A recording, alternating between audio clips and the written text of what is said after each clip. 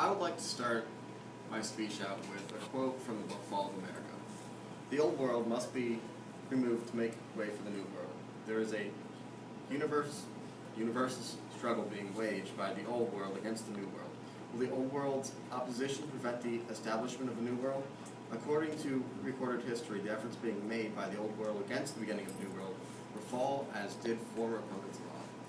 Now, the guy who wrote this book is a little biased towards the Middle East taking over America, but I think it really speaks on what I'm trying to present here, which is the disappearance of American artisans. The old world is fading away from the new world. So, let's start. So first we have the China problem.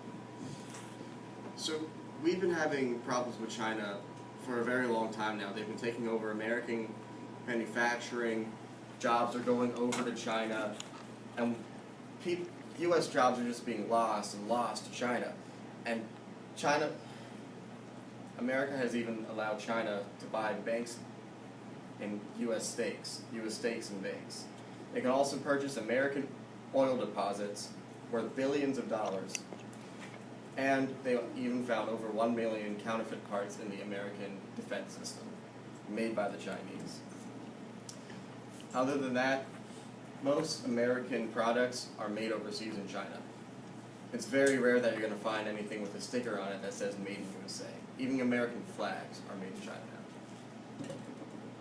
So, specialty trades. This is what artisans really are in America. They're mechanics, they're woodworkers,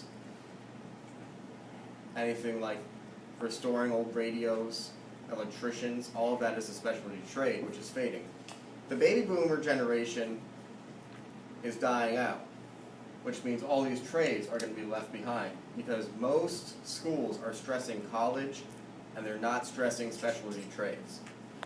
So out of all the people in America right now, one person for every 10 baby boomers is going to be there to replace them in their trades. Meaning, we're going to need a lot of woodworkers, we're going to need a lot of mechanics, a lot of electricians, a lot of plumbers.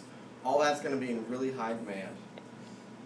Also, apprenticeships are very rare nowadays. You're not going to see somebody saying, I'm an apprentice with this shoemaker, because most people don't want to do that because schools are stressing college. You want to go to college, you want to get a degree. You don't want to become an apprentice. You don't want to carry on this trade. Detroit. Detroit was the biggest car manufacturing city out of any place in the United States. Throughout the years, we've been seeing the city turn into ruins. It's just kept declining and kept going down, as stated at jalopnik.com. This is the Packard plant right here. It closed down in about the 60s or 70s due to a fire. Now, the Packard plant never reopened because people stopped buying Packard cars because they were going out of style, they weren't fuel efficient. Packard tried to keep up with this, but they just weren't able to keep up with American wants and needs. So the Packard plant was the biggest car manufacturer in Detroit. You had thousands of people working there every day. It was almost a mile-long factory just spinning out cars every day like crazy. So it's just the saddest factory of them all. Not only that, but we're also having ruins of music halls in Detroit. All of Detroit is starting to lie into ruins. We're losing style in cars. We're losing style in architecture. We're losing the classic American style that made us different from any other country in the world. Right here we have a 1958 Impala, and we see how that came into 2012 after 10 generations. We're losing all of the style, and we're just coming into this. Right here is a 1953 Buick coming in to a 1996 Buick. We're losing all of that style because Americans don't like this style anymore, and they want fuel efficiency, which is a good thing. But I feel that artisans aren't putting the work, aren't here anymore, and they can't put the work and the time and the pride of American style into cars like they used to. If you go to a different country, you're going to see cars just like these. You're not going to see these anymore. These were truly American. We're losing the American style of cars. So we have restoration experts now, which is also a dying trade. It's artisans. Old artisans that pass trades down to new artisans are fixing up these old cars. They're keeping the old restored. But you don't see that much anymore. So shows like American Restoration that you'll find on the History Channel is really helping keep this generation alive and helping people say, I want to do that when I grow up. But it's hard to find jobs like that anymore since colleges are pressing to go there and you don't want to do apprenticeships. This is a 57 Plymouth Fury before, and this is the after picture after it was restored. You can see what people who know what they're doing can do to these cars, and you can see how they can bring back the past. Everything made nowadays is made to break. We don't make it to last like they used to in the 50s and 60s. So we're going to be having trash piling up everywhere. We're losing materials just so people can keep buying a new thing and keep going to the next thing. And we're losing our artisans that used to repair and keep these things intact.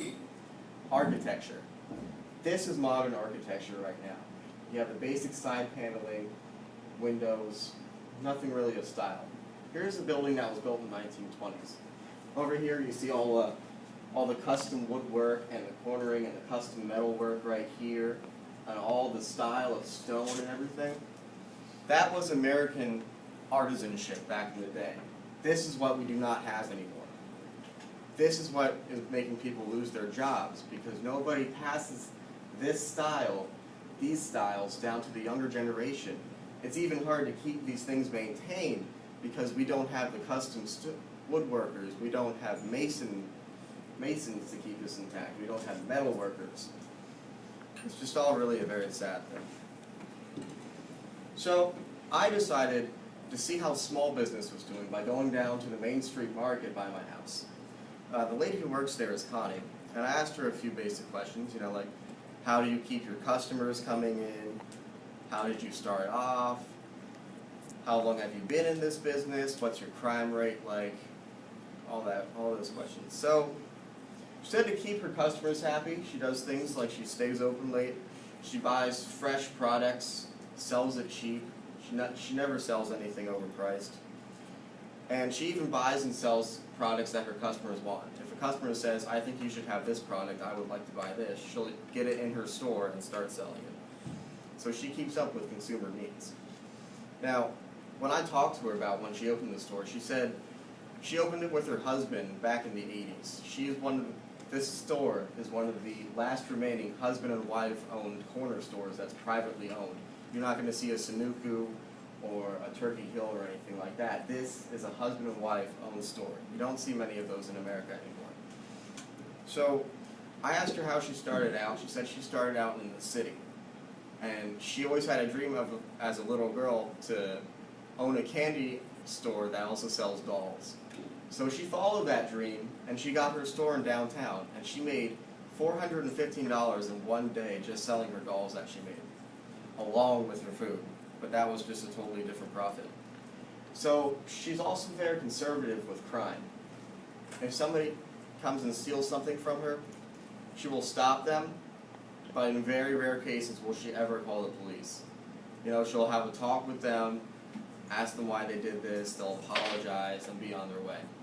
There was one story she told me about a kid who stole a Snickers bar in her store. Kid ran away, caught him, and she was like, why did you steal this? Why would you steal something from my store? He says, well, I wasn't giving any snacks for my mother for lunch. She told me to come down here, but I didn't have any money. So she's like, okay. So she started a tab with him and said, you can come here and take whatever snacks you want, just make sure you pay me back by the end of the week.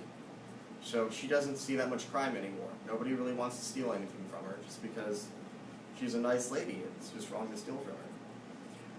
The last question I asked her was, how are you going to pass this to the younger generation? Is your store still going to be here after you pass on? She passed it on to her kids, and her kids are going to take over the store and carry on this American ideal. Unfortunately, we don't see this very often anymore in America, and we're losing our artisans, and we're losing our store owners. We're losing everything that made America, America. And that's why we are starting to fall.